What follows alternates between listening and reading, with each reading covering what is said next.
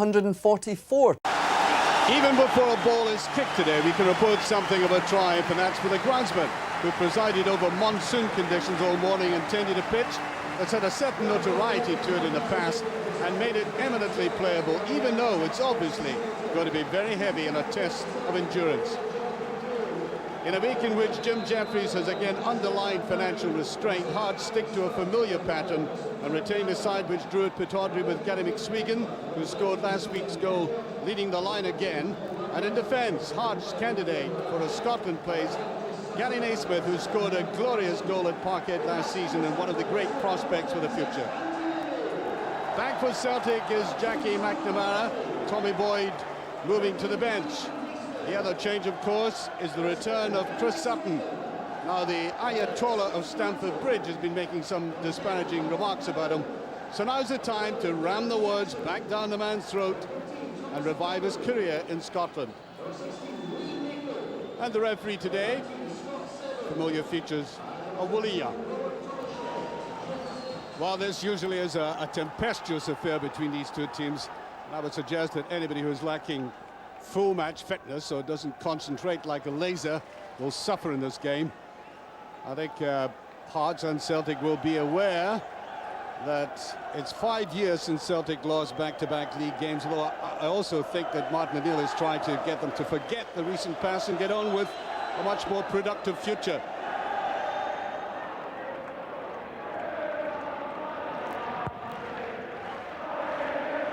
Bad ball by Niemi Valkeren. Sutton offside, I think. Oh, the play goes on. Well, Sutton was offside in my view. Larsson was.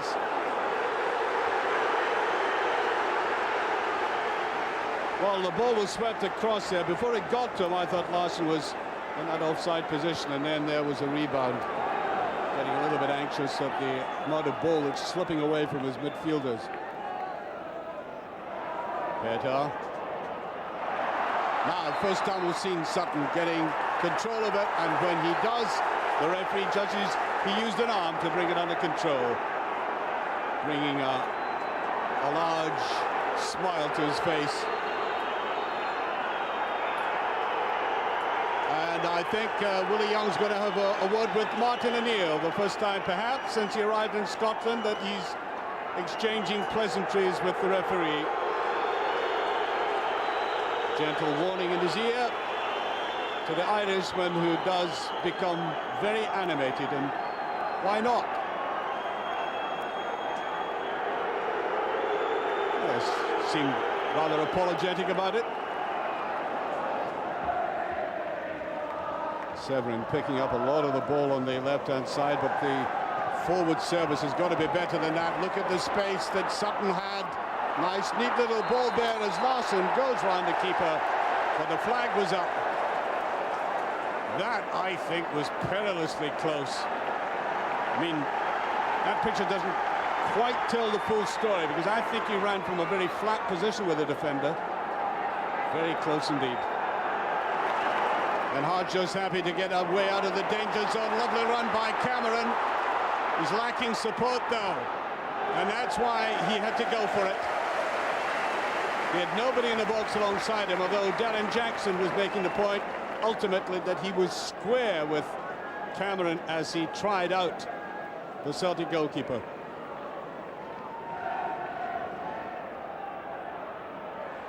Petar. Well, that's a dangerous one.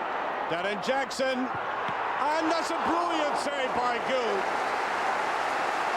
McSwegan coming in after excellent work by Darren Jackson. Terrible ball played back in there, but as McSwegan came in, you could see this man narrowing the angle, but he did need that reflexive movement of his right arm as well.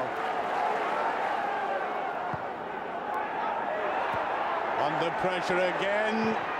Swept in and still not cleared, and eventually Lambert remains cool with that little pass back. Better phase for Hearts this. That should be straight to Gould this time. And for the first time in the game, the Celtic defence looked rather bemused, just getting away with it. Well, Well, I think a little perplexed. Celtic seemed to have control of the game in the last 15 minutes, and then suddenly that little burst by Hart, and I think his heart must have been in his mouth.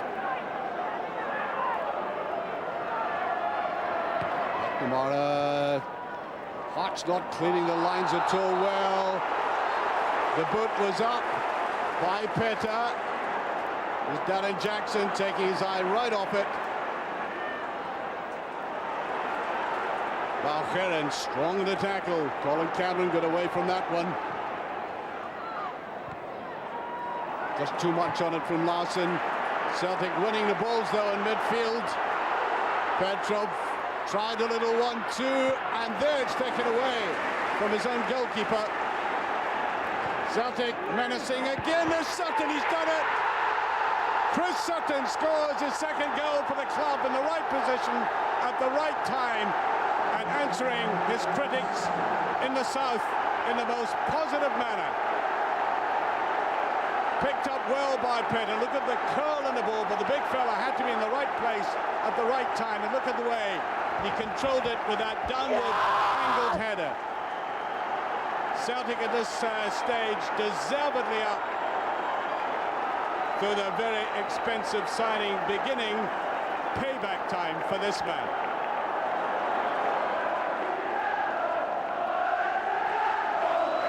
Here's Fulton.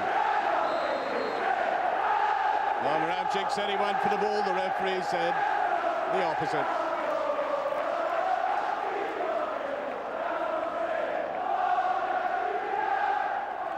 It goes to Jackson. That's another free kick, I think. Well, there didn't need to be that kind of challenge on him. So, Severin is there. Fulton also. There's Severin with it. Great save again by Gould. And the two best saves in the match so far by the big Celtic goalkeeper, who I think is trying to convince everybody that there's no need for a replacement. And twice he's proved it. An instinctive save. That's not an easy one in that surface, given the ball had just had that little slide before it met him.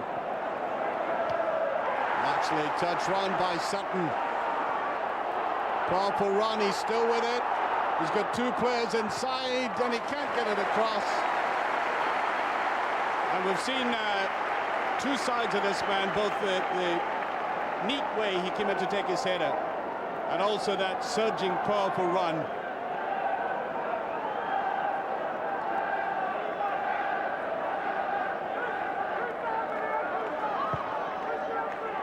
Oh, there he is again! Sutton with a head. And it may well be the beginning of a very prolific season for this man, especially if he gets as much accommodation in the air as this Hearts defence has given him.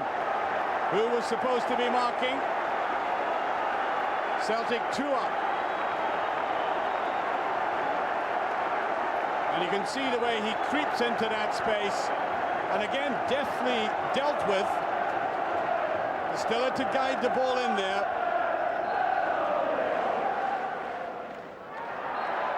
A little bit of a climbing there by Darren Jackson.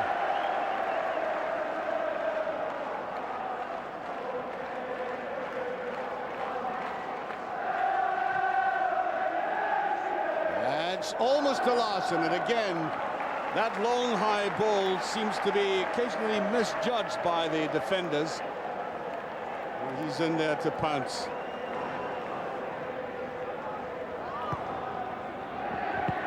Yes, and just out, this is Moravcik off the line.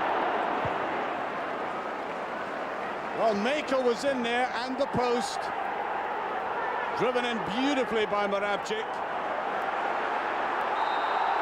Yes, I think there's going to be a booking here. Free kick to Celtic as Jackson pulls down Petrov, but that was a very difficult ball for Moravcik to take. Sometimes they're ballooned over the bar, but he kept it down very well, hard at the feet of the player and the post, and back out again. Moravcik. There he is again, almost in. Lambert just bursts in. There was a deflection. I think Larsson might have got a touch. Lambert took it beautifully, drilling it in. And I suspect there was a touch by Henrik Larsson. Well, they can argue about that one in the dressing room between the pair of them. Let's see how we can adjudicate this. Back out to Lambert it goes. And blasted in. And there might have been the slightest touch there by this man. Will he claim it? Floated in there, back out it comes. Watch the drive in, keep your eye on the ball. Yes, it was Larsson, and like all strikers, jealously guarding the record, he'll claim it.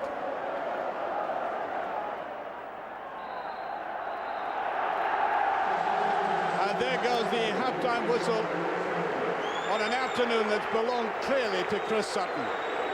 There he is, he must be absolutely delighted, taking a little bit of the pressure off himself, because a lot of people expected high things, and high is an operative word for the way he can get up in the air. He's done twice brilliantly.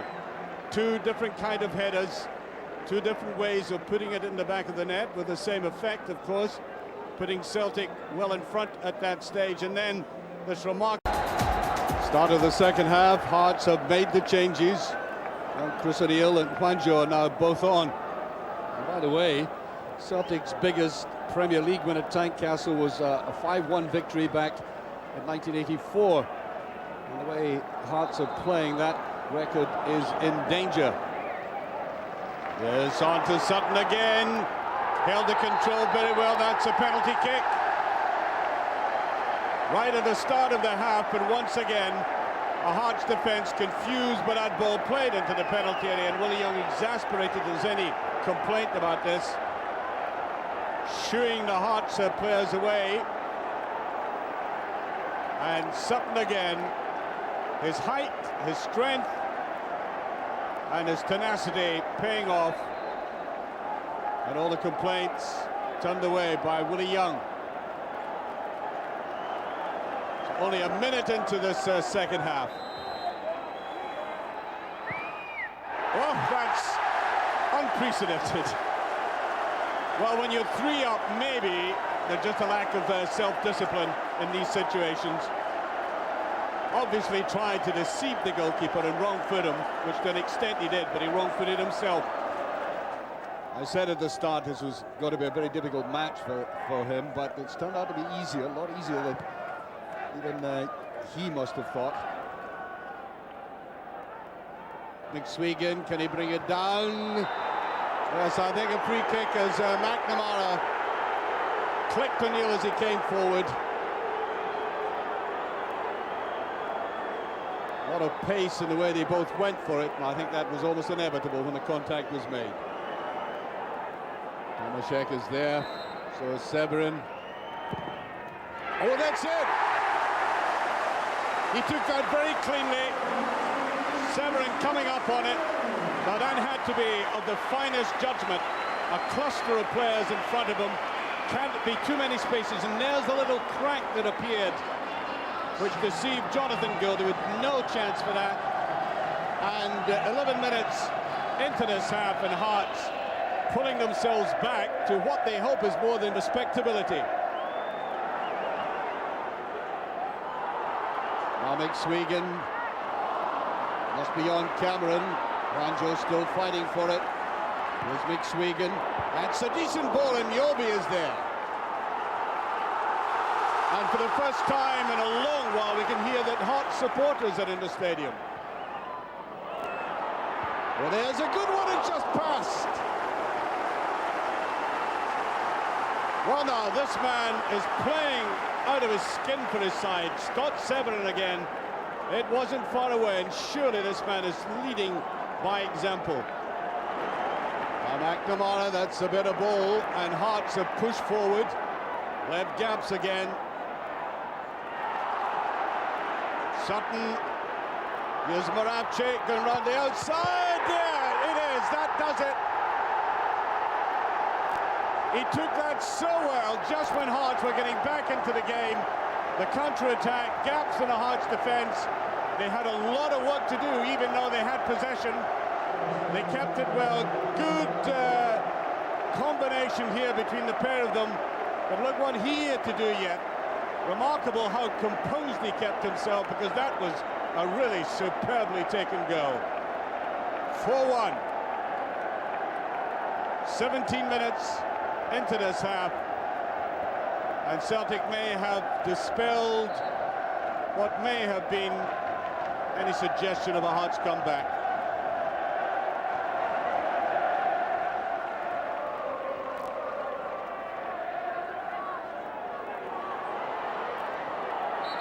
Flogo fighting hard for it, and he gets the assistance of the referee that time.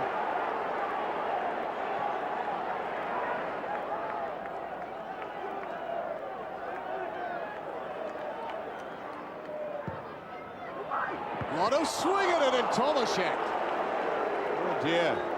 You might have thought it was easier to score there. Well, look at the way that Sutton used his head to put the ball in the back of the net. Just scooping underneath it.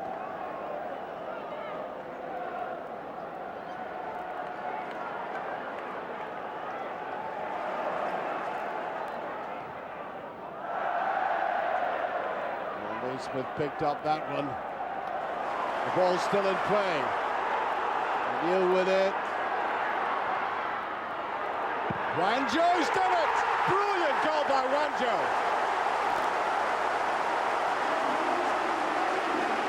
Great play by O'Neill as he went down the left-hand side, and Wanjo coming in on it there. Always a difficult ball to take, falling away to your right-hand side, and he put it in with the greatest of aplomb. Just flicked across it. Watch the way he bends back at it.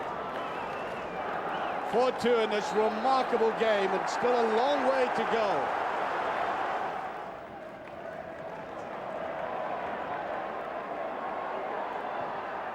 It was a tempting one, and Larsson was there and uncovered again. They're looking at each other.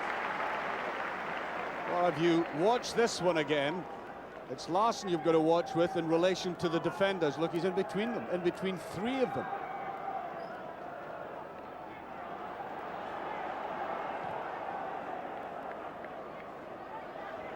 Well, the high ball in the air being picked off by the Celtic defenders now. I think there's going to be a free kick for that, and I think there was a collision there, and Larsson senses the seriousness of it with Severin. Asking for the physio to come on right away, and Larsson is concerned about that. There's a challenge between the pair of them, and it was that elbow going in.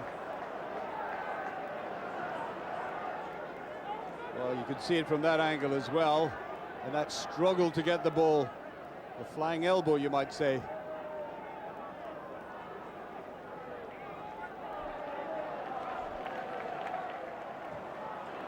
Swigan seemed to run away from it. Boyd, McNamara. That's a bit of ball inside, touch to Larsson. Here's Peta, should finish it, no, good save. Beautiful dummy again by Larsson, fully aware of what's around him. Peta comes up, all credit to Niemi for closing it down very well. I think of being very ambitious, trying to play down the outside as the whistle goes, and without any question, the Celtic supporters delighted with that. They had their moments' hearts in a game that was very high on entertainment value.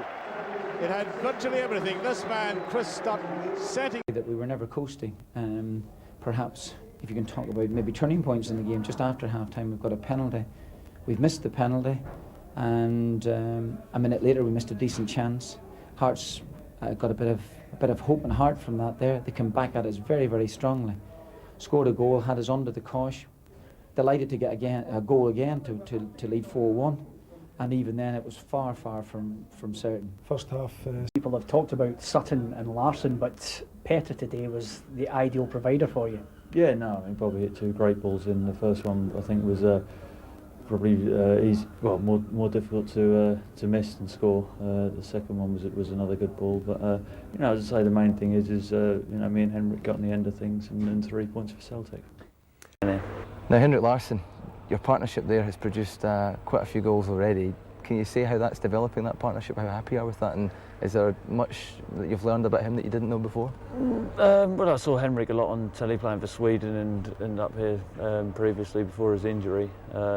I said before, he's a tremendous all-round player, he's a good team player, he's a good individual player, and he scores goals. You can't ask for much more than that. I think you know, with the more games we play, our partnership will develop.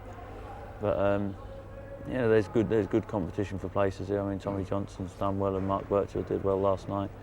And you know, I think if you know, we all get the service, then we will score goals. And can you compare Larsson to the likes of Shearer and all the other strikers you've played with over the years? It's just difficult to compare players to say which one's the best. They're different players. You know, Shearer's a great player, he's proven over the years. But you know, Henrik certainly, you know, up there. As I say, he's a tremendous all-round player. He'll come deep, get the ball, link up. He can go past men, score goals. He's strong at everything. So you know, as is proven in the Euro Championships just passed as well, when he wasn't even fit. So you know, when he gets fully fit, he'll really be flying. Do you think for Celtic to win the championship it's vital to beat Rangers at home? It's a massive game, but as I say, it's early in the season. It isn't just about the Rangers game. I mean, we've had 4 tough games already. They've all been different games, with two home games here. I didn't play in one of them, but you know, the sides, Kilmarnock and Motherwell, defended, you know, in numbers, and defended well and broke well. And they were very, very tough games. I think Sunday will be a little bit different to that, because Rangers will be more attack-minded. So I don't know. It's the whole season. We're 4 or 5 games in, and I don't know. I suppose we don't want to get too many points. We wouldn't want to be too many points behind Rangers as they have been in previous seasons. But you know, I'm sure on Sunday, as I say, with this stadium, the support, if we play to the best of our capabilities, we can win the game. Charlie, do you feel that this guy has a point to prove to, amongst others, Jan? Week. Alan Stubbs has recovered from a knock that forced him off in that game. There are old firm initiations for Chris Sutton, Yusuf Howren and Bobby Petter. Midweek hat-trick hero Mark Birchall is on the bench. Rangers are without the powerful influence of George Albert, who's always well up for these games. So Tony Vidmar comes in, and Giovanni van Bronckhorst, who had been playing at left-back, moves into midfield. Billy Dodds has 8 goals already. Rod Wallace scored a winner here last season.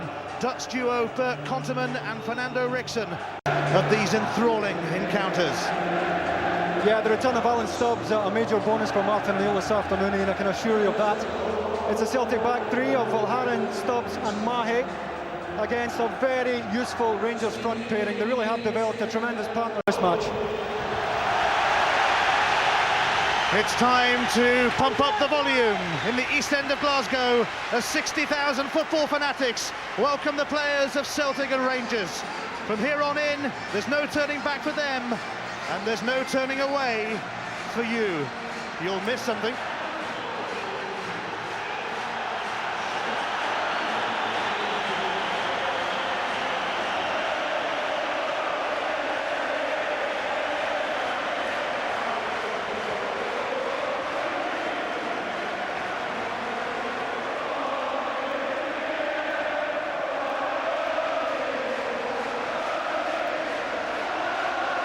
Old firm games, sometimes unbelievable, often uncompromising, always